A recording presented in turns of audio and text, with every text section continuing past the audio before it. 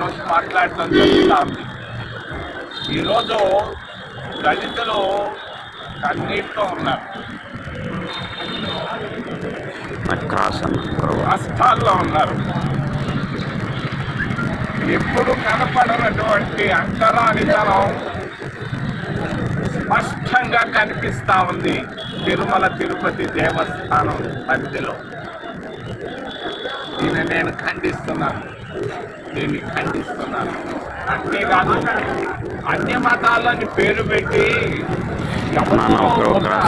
Bible చదువుకునేటువంటి ఒక pharmacist ఉద్యోగాన్ని తీసేయడం భారత రాజ్యాంగానికి విరుద్ధం. ఇది మనది సెక్యులర్ దేశం. ప్రక్కనే క్రిస్టియన్ మెడికల్ కాలేజ్ ఉంది, హాస్పిటల్ ఉంది. వేల సంఖ్యలో హిందువులు పనిచేస్తున్నారు, ముస్లింలు పనిచేస్తున్నారు. మరి టీటీడీకి సంబంధించినటువంటి హాస్పిటల్లో ఒక బైబిల్ చదివేటువంటి ఒక నిరుపేద దళిత మహిళను తీసేయడం అనేది పొరపాటు. దాన్ని వెనక్కి తీసుకోవాలని మేము అందరం డిమాండ్ చేస్తున్నాం. ఈరోజు అందరూ కలిసి మరి వర్గీకరణను వ్యతిరేకిస్తూ ఉన్నారు. అసలు భారత రాజ్యాంగంలో ఈరోజు అంబేద్కర్ గారు రాసినటువంటి రాజ్యాంగం వల్లే దేశం ఈరోజు అన్ని మతాల్ని, అన్ని కులాల్ని, అన్ని భాషల్ని, అన్ని ప్రాంతాలను కలపగలుగుతా ఉంది. భారతదేశం ఐక్యంగా ఉందనంటే రాజ్యాంగం వల్లే. ఇటువంటి రాజ్యాంగాన్ని కాపాడుకోవాల్సిన బాధ్యత ప్రతి భారత పౌరుడి పైన ఉందని తెలియజేస్తూ నేను హృదయపూర్వకంగా అభినందిస్తున్నాను. దళిత ఉద్యోగస్తులు మరి వాళ్ళని హృదయపూర్వకంగా అభినందిస్తున్నాను. వారు వాళ్ళ పాదయాత్ర జయప్రదం కావాలని, విజయం చేకూర్చాలని మనసారా త్రికరణ శుద్ధిగా కోరుకుంటూ నేను సెలవు.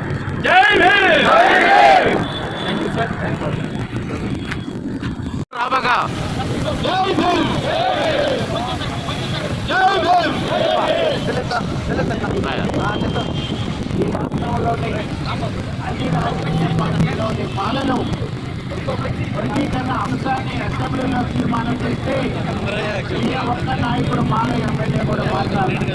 అంటే వాళ్ళకు ఒకసారి నివాళులు అర్పిస్తూ చనిపోతున్న మాల జాతికి నేనున్నాను అన్నగా చెప్పేసి ఈరోజు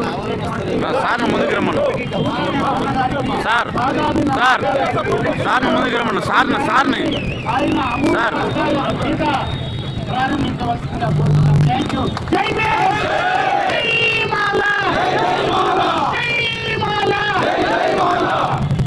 థ్యాంక్ యూ మిత్రులారా. ఇక్కడ యువరాజు కాదు, మాలను మన బిడ్డల భవిష్యత్తు కోసం కలిసి అడిగేది ప్రారంభిద్దాం. మోహన్ గారు జనజనాభా కోసం ప్రారంభించాలనుకుంటున్నాం. Thank you sir. Thank you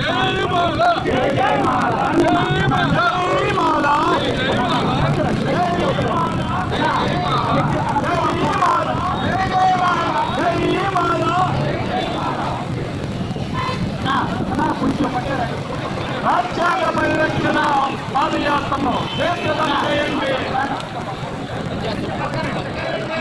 రాజ్యాంగ పరిరక్షణ చేయండి.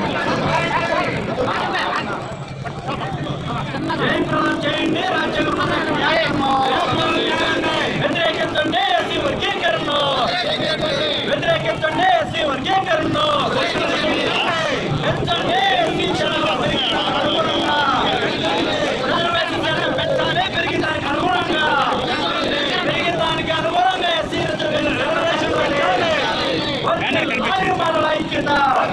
బ్యానర్ కనపడాలా?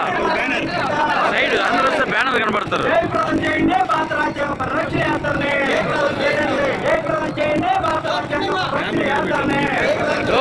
సైడ్కి రానా నువ్వు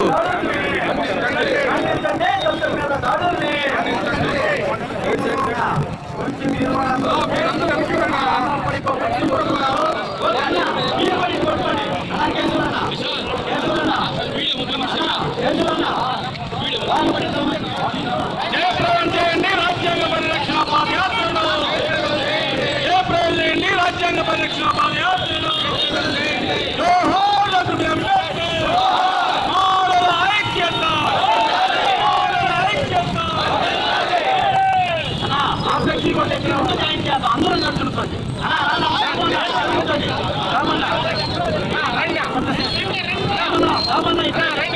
రెండో ఫ్లెక్సీ పెట్టాలి. పురోహితుడు పెట్టింది. రామన్న